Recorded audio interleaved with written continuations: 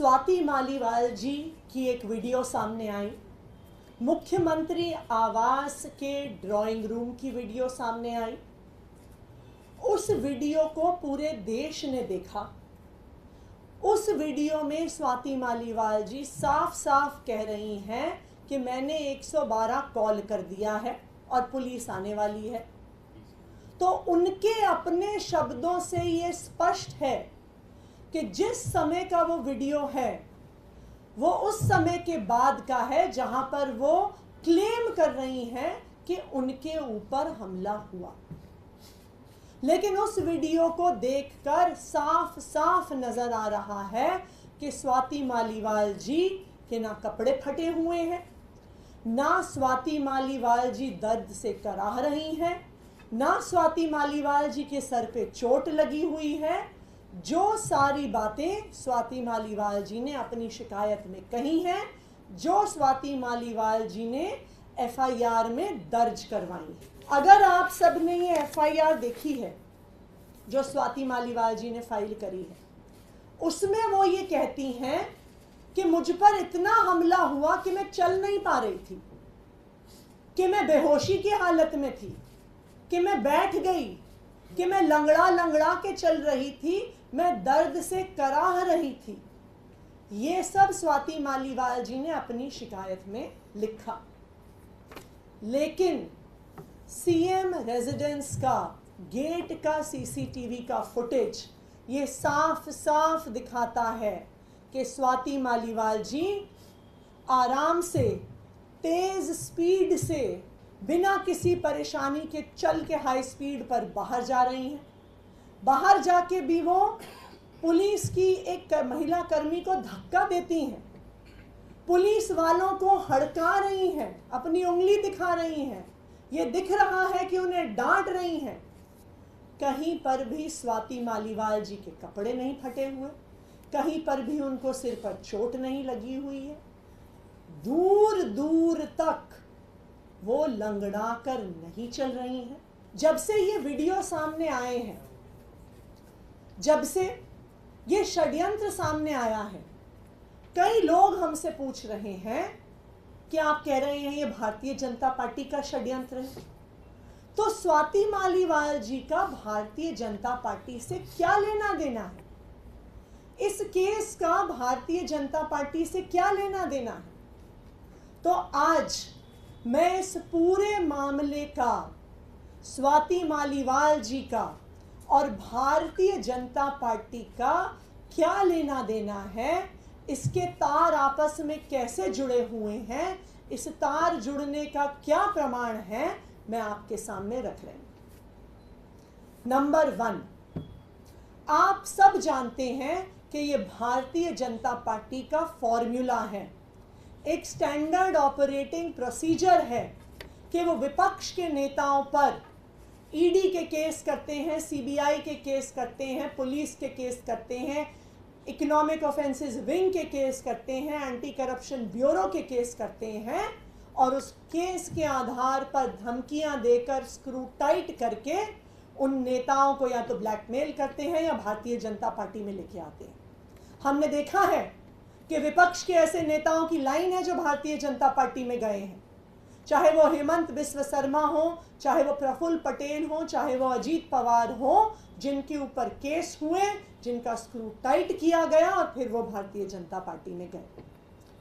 उसी तरह से स्वाति मालीवाल जी पर भी भारतीय जनता पार्टी की एंटी करप्शन ब्यूरो ने एक केस किया हुआ था। ये case Delhi commission for women में illegal recruitment of contractual employees के बारे में केस था।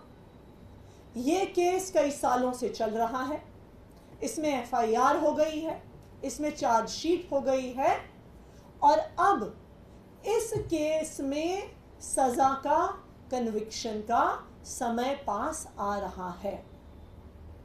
हमारा ये मानना है कि इसी केस को आधार बनाकर, जेल की धमकी देकर, सजा की धमकी देकर स्वाति मालीवाल जी पर दबाव बनाया जा रहा है, उनको इस षड्यंत्र का हिस्सा बनाया जा रहा है, क्योंकि ये भारतीय जनता पार्टी का स्टैंडर्ड ऑपरेटिंग प्रोसीजर है, number 1। Number 2, Bharatiya Janata party का इन्वॉल्वमेंट कैसे दिख रहा है, उनकी पूरी मशीनरी MHA से दिल्ली पुलिस तक कैसे काम कर रही है, उसका दूसरा प्रमाण कल 30 हजारी कोर्ट के सामने आया। कल विभव कुमार जी ने एक एप्लीकेशन फाइल करी और कहा कि मेरे संज्ञान में आया है कि मुझे इस FIR में आरोपी बनाया गया है, जो FIR पिछले 2 दिन से सारे मीडिया वालों के पास है। विभव कुमार जी ने 30 हजारी कोर्ट में केस फाइल किया और कहा कि इस FIR की कॉपी आधिकारिक रूप से मुझे उपलब्ध कराई जाए। कल दिन भर कोर्ट मांगता रहा, 30 हजारी के कोर्ट में ये केस चल रहा था, कोर्ट दिन भर दिल्ली पुलिस से मांगता रहा कि भाई FIR की कॉपी दो, FIR की कॉपी दो। कल शाम को थक हार कर जब FIR नहीं आई तो 30 हजारी के कोर्ट ने ऑर्डर किया कि आज सुबह दिल्ली पुलिस FIR की कॉपी लेके 30 हजारी कोर्ट में हाजिर हो। और अब आप देखिए कि आज सुबह दिल्ली पुलिस कोर्ट में एक जवाब देती है, जो हम आपसे शेयर करेंगे, कि ये FIR बहुत सेंसिटिव है, इसलिए इस FIR को हम कोर्ट में जमा नहीं कर सकते, हम आरोपी को नहीं दे सकते। तो जो FIR पिछले 2 दिन से हर मीडिया वाले के हाथ में है, हर टीवी चैनल को भेजी गई, हर यूट्यूबर को भेजी गई, हर अखबार को भेजी गई, हर वेबसाइट को भारतीय जनता पार्टी द्वारा भेजी गई, आज भारतीय जनता पार्टी की पुलिस ये कह रही है कि हम कोर्ट को नहीं दे सकते, हम अक्यूज्ड को नहीं दे सकते। ये क्या दिखा रहा है कि ये भारतीय जनता पार्टी की साजिश SHO सिविल लाइन से नहीं चल रही है, ये साजिश कमिश्नर पुलिस से नहीं चल रही है, ये साजिश सीधा MHA से और होम मिनिस्ट्री से चल रही है।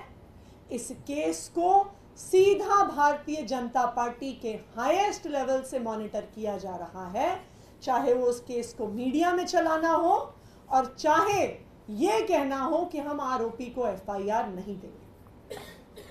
नंबर 3, विभव कुमार जी ने 24 घंटे पहले एक दिल्ली पुलिस में एक काउंटर कंप्लेंट दर्ज करी।